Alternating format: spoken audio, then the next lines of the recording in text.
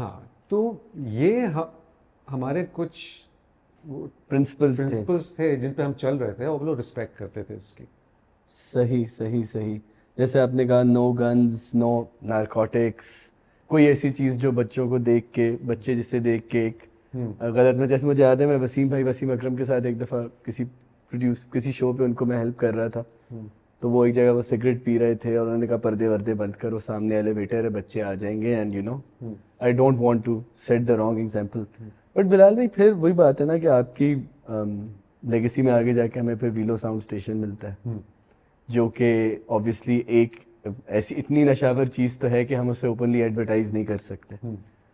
तो how did you negotiate with that? क्योंकि मैं अगेन भाई आपको हमेशा जब भी मिलता हूँ मैं आपसे कहता हूँ ऑडियंस से भी कि strings were the perfect boys of Pakistani music. Perfect boys क्यों? कि शायद मेरे माँ बाप या कोई या मैं शायद अपने बच्चों को बाद में ये बोलूँ कि यार हाँ यार अली अज़मत जितने कूल हो जाओ पर शायद ये वाली हरकतें ना करना या कुछ और हो जाओ पर ऐसे ना करना। आप लोगों ने वो इमेज भी मेंटेन किया, खवातीन में बड़ी रिस्पॉन्सिबली अपनी फॉलोइंग मेंटेन किया आपने। बट वो जब वीलो का चैप्टर खुलता है तो फिर मुझे लगता है कि कहीं शायद कॉम्प्रोमाइज़ हो गया आपसे प्रिंसिपल्स पे। मैं बताता हूँ, तो यानी अब मैं बताता हूँ मैंने किया क्यों। जब हम उस मीटिंग में थे, जब उन्होंने हमसे कहा कि भाई we want something like Coke Studio, क्योंकि पाकिस्तान में लोगों की जो सोच थी बस वो वहीं पे जाके फंस जाती थी कि यहाँ पे कोक स्टूडियो ही है, कोक स्टूडियो। मैंने उनको कहा देखें, एक बच्चा जो 6 साल का था जब कोक स्टूडियो आया, और कोक स्टूडियो आया था 2008 में, और आज 2020 है, उसमें 19 तक, तो वो बच्चा कितने साल का होगा? 19-20 ईयर्स का होगा। उसको अगर पाकिस्तानी म्यूज़िक उससे पूछें क्या है, तो वो कहेगा या तो कव्वाली है या सूफ़ी है या फ्यूजन है। उसको पॉप म्यूज़िक का नहीं पता, उसको पाकिस्तानी पॉप म्यूज़िक का कुछ अंदाज़ा ही नहीं है, जो कि फोर्टे था पाकिस्तानी म्यूज़िक का। बिल्कुल।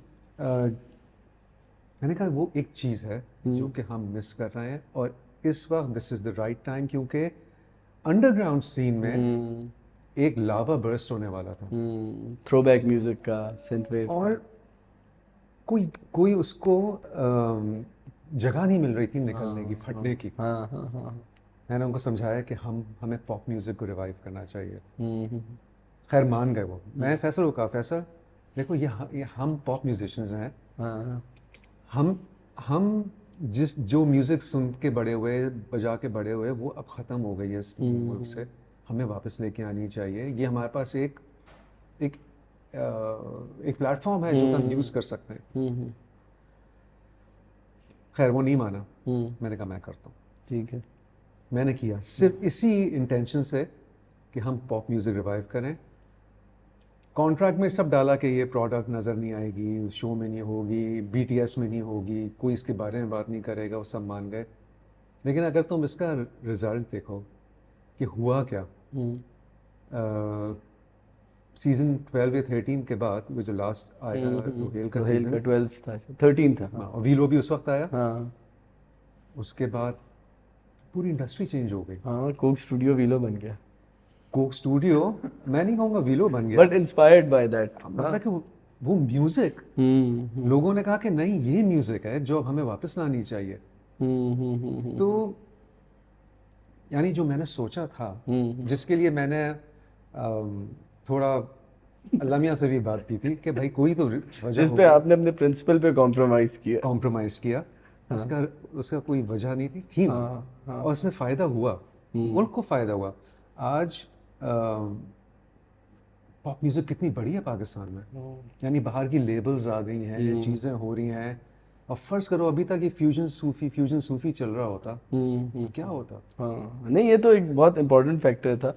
मुझे तो पता है कि इंडस्ट्री में और कोई म्यूजिशियन भी नहीं है जिससे I can hold that against him. बहुत कम लोग हैं जो इतना स्ट्रॉन्ग स्टांस रखते हैं चीज़ों के बारे में। Strings was probably the only one कि जिन्होंने मतलब हमेशा एक, जैसे मैं गुड बॉयज़ कहता हूँ या परफेक्ट बॉयज़, इस वजह से मैं जब बिलाल भाई ने, मुझे याद है आपने जब वीलो मुझे दिखाने के लिए, प्रीव्यू करने के लिए बुलाया था, याद है आपके ऑफिस में, तब भी मैंने आपसे कहा था बिलाल भाई वो सब तो ठीक है पर ये क्या हुआ। But I really wanted the audience to know this. But at any point Did Velo become the reason for Strings to get separated? नहीं, as I told you, it was Faisal's decision not to work on this project. नहीं, क्योंकि लेकिन फिर Velo becomes that project जिसके बाद फैसल और बिलाल ने काम नहीं किया ना। वो तो टाइमलाइन जिंदगी की ऐसी बन गई हाँ कि वो ऐसा हो गया। कोविड ना आता हाँ, तो हम शायद स्ट्रिंग्स काम कर रहा होता। शाम कर रहा लेकिन वो जो लल आ गया हमारे स्ट्रिंग्स के क्या कहते हैं कामों में हाँ। कोविड की वजह से, 1 साल हो गया, कोई शो नहीं है, कोई कोई कोई एक्टिविटी नहीं है। फिर शोज आना शुरू हुए थे लोगों के, कॉर्पोरेट शोज हो रहे थे जहाँ पे लोग दूर दूर बैठे हुए थे मास्क पहन के। हाँ, फैसल दुबई में रह रहा था, हमारे मैनेजर आए, कहते कि 2 शोज आए। तो किस टाइप के हैं? कहते कॉर्पोरेट है, लिमिटेड क्राउड है और फला है। जो कंपनी थी वो भी ऐसी थी, मतलब थी, जैसे बस, होती ना जो फार्मास्यूटिकल होती है, आपको पता है कि वो क्राउड इतना कोई मजे का मजे नहीं का होगा। नहीं होगा। तो मैंने फैसल से कहा क्या करना है? कहता यार मुझे बताओ, मैं अब इस चीज़ के लिए मैं दुबई से आऊँ और ये करूँ वो करूँ। मैंने कहा मुझे भी वर्थ इट तो नहीं लग रहा है। तो कहता है कि एक काम करते हैं ना, अभी चीज़ें चल रही हैं, ब्रेक ले लेते हैं 2 साल, 2 साल बाद वापस आते हैं। मैं कर सकते हैं। But this is what Faisal suggested. या मैं कहा ये भी कर सकते हैं कि हम कहें कि स्ट्रिंग्स ओवर हो गया। फैसल को 4 सेकंड लगे होंगे, ये कहते हैं यार बहुत अच्छा आइडिया। अच्छा, इसका मतलब है कि थोड़ा सा आप लोग एग्जॉस्ट भी हो गए थे शायद। हम कोक स्टूडियो से पहले भी हो गए थे। हम अच्छा। कोक स्टूडियो से पहले इंडिया से वापस आके एयरपोर्ट पे बैठे हुए थे। ये भी इंटरेस्टिंग किस्सा है। और हम यही बात कर रहे थे, ब्रेक ले लें, 2 साल की ब्रेक लेते हैं। और उस वक्त हमने 2 साल की ब्रेक पे हम लोगों ने 2014 में कोक स्टूडियो स्टार्ट किया ना। हाँ, ये 13 की बात। 13 की बात। और मैं यहाँ से उस वक्त मैं मूड पे काम कर रहा था। अच्छा यार वो क्या म्यूजिक, खैर तो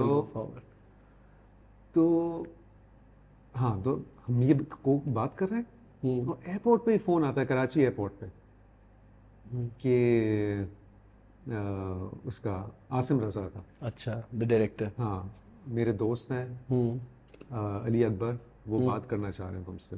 अच्छा, द कोक स्टूडियो तुम लोगों से, मतलब मेरे पास फ़ोन आया था, तुम लोगों से बात करना चाह रहे हैं और तुम लोग करना चाहोगे कोक स्टूडियो में, खास उसके लिए। हम समझ ही ना है क्या कह रहे हैं। तो वो जो हम बात कर रहे थे कि ब्रेक ले लें, हाँ, उस वक्त कोक स्टूडियो आ गया। और अब कोविड का 1 साल गुजर चुका था, फिर हम एग्जॉस्ट हुए हुए थे, सब कुछ हो गया था,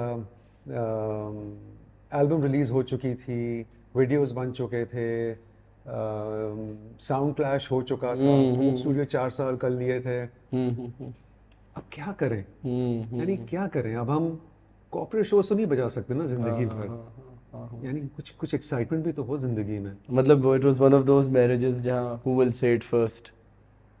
या और वो कोविड ने आसान कर दिया। कोविड ने आसान कर दिया था, क्योंकि मुझे हमेशा से लगता है कि जब मैं एज अ कमेंटेटर जब मैं डॉट्स कनेक्ट करता हूँ तो मुझे वीलो बड़ा वो डिसाइसिव फैक्टर लगता है, क्योंकि एक ऐसी चीज़ जो आप लोगों ने कभी नहीं की, एक बंदे ने की, उसके बाद यू नेवर मेड म्यूजिक।